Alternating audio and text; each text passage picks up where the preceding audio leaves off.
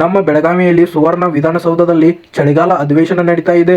ಈ ಚಳಿಗಾಲ ಅಧಿವೇಶನಕ್ಕೆ ಹಿರಿಯರು, ಮಕ್ಕಳು ಎಲ್ಲರಿಗೂ ಅವಕಾಶ ನೋಡಲು ಇತ್ತು. ಇದು ಎಲ್ರಿಗೂ ನೋಡಲು ಅವಕಾಶ ಮಾಡಿದ್ದೇ ಡಾಕ್ಟರ್ BR ಅಂಬೇಡ್ಕರ್ ಅವರು. ಯಾಕಂದರೆ ರಾಜಕೀಯ ಬಗ್ಗೆ ಬಡ ಮಕ್ಕಳು ತಿಳಿದುಕೊಳ್ಳಲಿ, ಬಡ ಮಕ್ಕಳು ಕೂಡ ರಾಜಕೀಯಕ್ಕೆ ಬರಲಿ. ಬರೀ ಶ್ರೀಮಂತರ ಮಕ್ಕಳು, ರಾಜಕಾರಣಿ ಮಕ್ಕಳು ಅಷ್ಟೇ ಬೆಳೆಯಬಾರದು, ಬಡ ಮಕ್ಕಳು ಕೂಡ ಬೆಳೆಯಬೇಕು ಎಂದು ಎಲ್ರಿಗೂ ನೋಡಲು ಅವಕಾಶ ಮಾಡಿದ್ದಾರೆ ಮೊದಲೇ ಅವರು.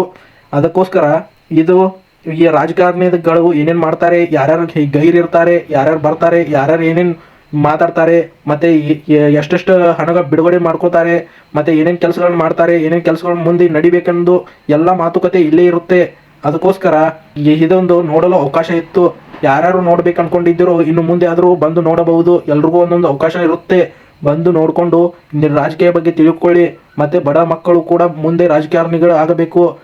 ಅವಾಗಲೇ ನಮ್ಮ ದೇಶ ಉದ್ಧಾರ ಆಗೋದು. ಪ್ರತಿಯೊಬ್ಬರೂ ಒಳ್ಳೆ ಕೆಲಸಗಳನ್ನ ಮಾಡಿ.